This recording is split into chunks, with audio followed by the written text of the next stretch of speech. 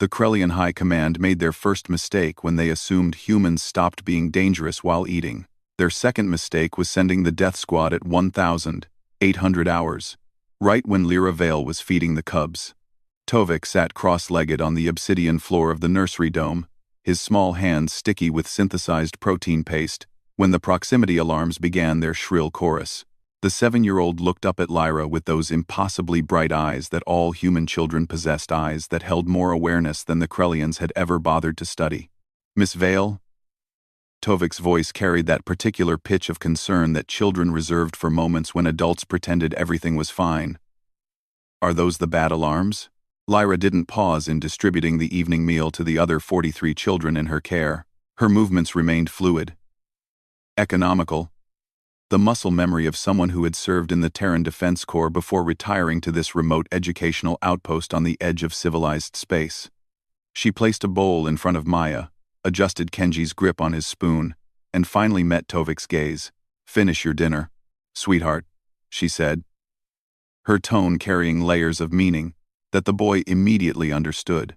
The Krellian assault force materialized from stealth mode 300 meters from the dome's entrance. 12 warriors, each standing 8 feet tall, their exoskeletons gleaming with adaptive camouflage and bristling with plasma weapons.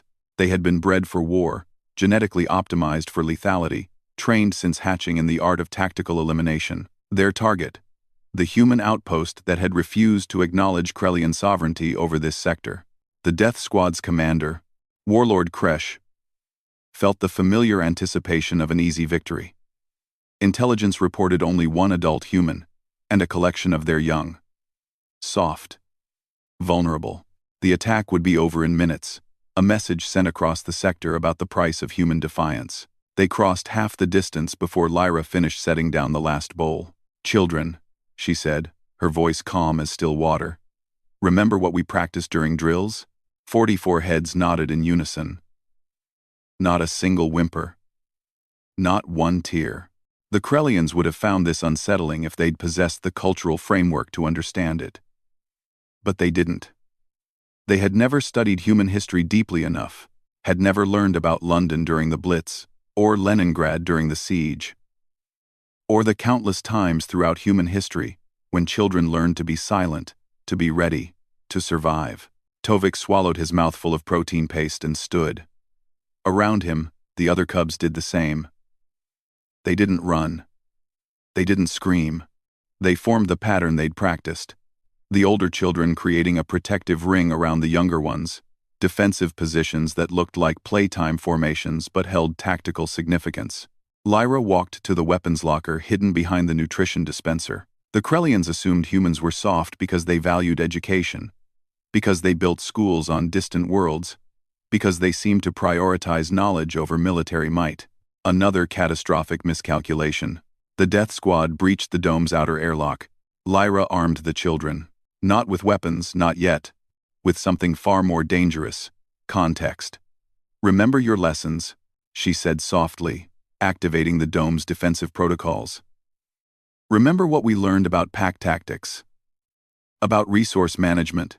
About the difference between violence and self-defense." Tovik picked up the plasma cutter from the engineering station, the tool they used for educational demonstrations. In his small hands, it looked like a toy. It wasn't. The Krellians entered the main chamber expecting chaos, expecting fear, expecting the easy slaughter their commanders had promised. Instead, they found 44 children eating dinner with methodical precision, and one human woman standing at the center of the room, completely unarmed, completely calm. "You're interrupting mealtime," Lyra said. "That's remarkably poor timing on your part." Warlord Kresh raised his primary weapon. Surrender or... He never finished the sentence. The thing about human children that every predator species eventually learned, usually too late, was that they were human. Not miniature humans. Not practice humans. Fully, completely human.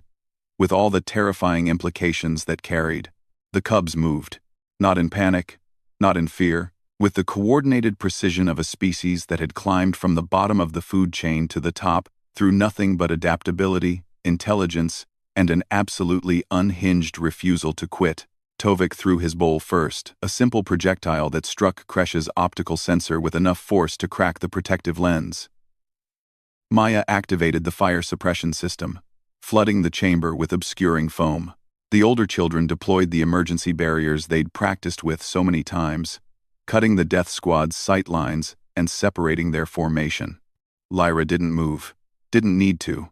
She'd taught them well.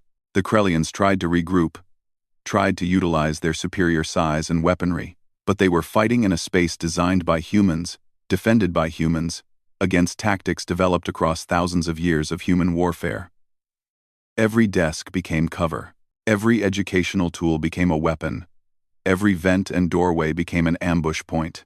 And the children kept eating. Between maneuvers, between defensive actions, they returned to their bowls, chewing, swallowing, maintaining their blood sugar and energy levels with the pragmatic efficiency that characterized their species. Tovik disabled the second Krellian with a precisely aimed shot from his plasma cutter, not to kill. Lyra had taught them better than that, but to incapacitate. The warrior fell, his weapon systems overloaded, his armor locked in safety mode. The cubs devoured the assault force the same way they devoured their dinner, methodically, completely, without waste. By the time Terran Defense Corps ships arrived in response to the distress beacon, the battle was over. The Krellian death squad lay unconscious, bound with emergency medical tape, their weapons dismantled and catalogued by children who treated the task like a school project. Lyra stood in the center of the nursery, not a hair out of place, while 44 children finished their meals. "Ma'am."